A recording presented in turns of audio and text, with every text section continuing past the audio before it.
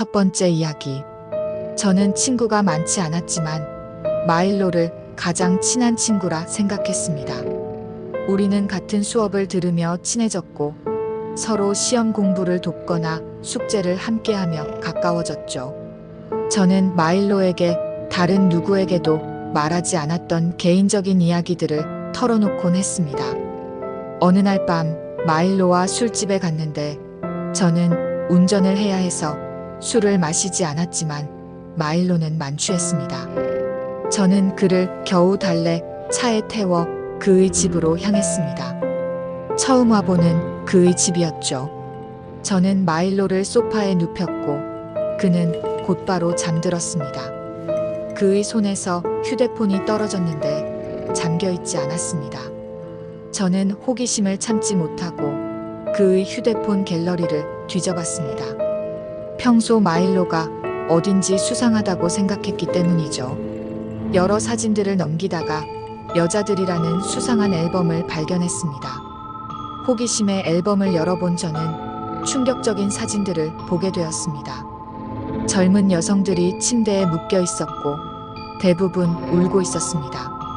저는 그 사진들이 인터넷에서 받은 것이라 생각하며 마일로의 방에 들어갔습니다. 방에 있는 침대 커버가 사진 속 침대 커버와 똑같은 파란색이라는 것을 보고 저는 경악했습니다. 저는 사진 몇 장을 제 휴대폰으로 보내고 그에게서 보낸 흔적을 지웠습니다. 그리고 휴대폰을 다시 소파에 내려놓고 그를 두고 도망치듯 집을 빠져나왔죠. 다음날 마일로에게서 내 방에 들어갔던 거 알아? 얘기 좀 해야겠어라는 문자가 왔습니다. 그는 만약 사진을 봤다면 그건 역할극을 위해 찍은 사진이라고 변명했습니다. 저는 그를 무시했습니다. 하지만 그날 밤 마일로가 제 집으로 찾아와 초인종을 30번이나 눌렀습니다. 그 후에도 제 창문에 돌을 던지고 창문을 열려고 하는 소리가 들렸죠. 저는 겁에 질려 그에게 전화를 걸어 당장 내 집에서 꺼져, 안 그러면 경찰에 신고할 거야 라고 소리쳤습니다. 다행히 그는 그 후로 연락하지 않았습니다. 저는 아직도 그 사진들을 가지고 있습니다. 마일로가 정말 제가 그 사진들을 봤다는 것을 안다면 저를 어떻게 할지 몰라 두렵습니다. 두 번째 이야기. 제겐 6년 동안 가장 친한 친구였던 제이미가 있었습니다. 고등학교부터 대학까지 함께했고 대학 3학년 때는 친구 스테이시와 셋이서 기숙사 대신 오피스텔에서 살았죠. 봄방학이 다가왔을 때 스테이시와 저는 같은 날 집에 가기로 했고 제이미는 아르바이트 때문에 하루 더 늦게 오기로 했습니다. 그런데 차를 몰고 30분쯤 갔을 때 노트북을 챙기지 않았다는 사실을 깨달았습니다. 2주 가까이 컴퓨터 없이 지낼 수는 없었기에 저는 다시 오피스텔로 차를 돌려야만 했죠. 오피스텔에 도착해 제이미를 불렀지만 대답이 없었습니다. 보통 문을 닫아두던 제이미의 방문이 활짝 열려 있었죠. 방에 들어갔더니 제 침대 위 제이미 노트북 옆에 제 노트북이 켜져 있었습니다. 제이미는 어떻게 제 비밀번호를 알았을까요? 그런데 더 충격적인 것은 제이미 노트북 화면에 사진이라는 폴더가 열려 있었다는 겁니다. 그 안에는 제 사진들이 가득했습니다.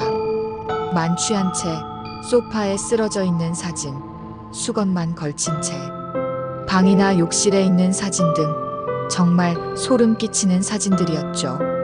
심장이 미친 듯이 뛰었습니다. 저는 제 노트북을 덮고 제이미의 방을 샅샅이 뒤졌습니다. 옷장을 뒤지다 제 옷가지들을 발견했습니다. 몇몇 옷은 차마 언급하기도 부끄러운 것들이었죠. 저는 제 물건들을 챙겨 뛰쳐나왔습니다. 제이미에게 전화하는 대신 부모님께 전화했죠. 이 상황에 대해 부모님도 아무 말씀 못하실 만큼 끔찍한 일이었습니다. 집으로 돌아왔을 때 제이미는 이미 모든 SNS에서 저를 차단한 상태였습니다. 일주일 반 뒤 오피스텔로 돌아가니 제이미의 짐은 이미 사라지고 없었습니다. 그 후 거의 1년 만에 친구들과 함께 있을 때 우연히 제이미를 마주쳤지만 그녀는 제 눈조차 마주치지 못했습니다.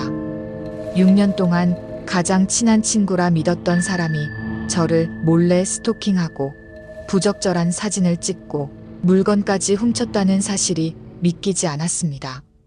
이 일이 있고 나서 오피스텔에 처음 이사 왔을 때 겪었던 한 사건이 떠올랐습니다.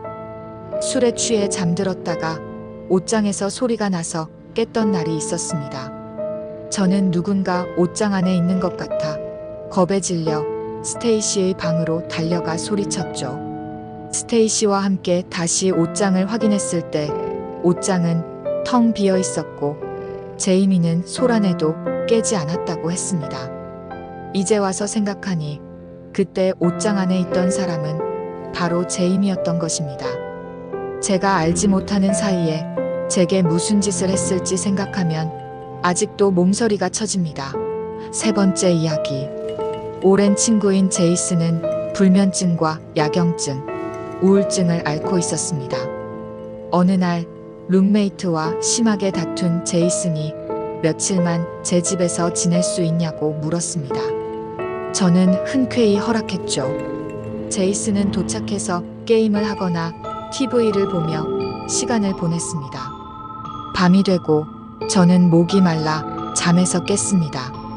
거실을 지나 주방으로 가는데 소파에 있어야 할 제이슨이 보이지 않았습니다. 화장실에 갔나 싶었지만 뭔가 불안한 마음에 문을 살짝 열어두고 제 방으로 돌아왔습니다. 한참이 지나도 제이슨이 돌아오는 소리가 들리지 않자 걱정이 되기 시작했습니다. 그때였습니다. 딸깍하는 이상한 소리가 들려왔습니다. 소리가 나는 쪽을 보니 제 방 구석에 제이슨이 팔을 축 늘어뜨린 채 서 있었습니다. 저는 너무 놀라 소리를 질렀고 베개를 던지며 뭐 하는 거야? 라고 소리쳤습니다. 제이슨은 움찔하더니 뻣뻣한 걸음으로 방을 나갔습니다. 소파에 쓰러지듯 눕는 소리가 들렸고 그제야 저는 그가 몽유병 증상을 보였다는 것을 깨달았습니다. 다음 날 아침 제이슨은 아무것도 기억하지 못했고 자신이 몽유병이 있다는 사실조차 몰랐다고 말했습니다. 그 다음 날 밤 저는 다시 한밤중에 깨어났습니다.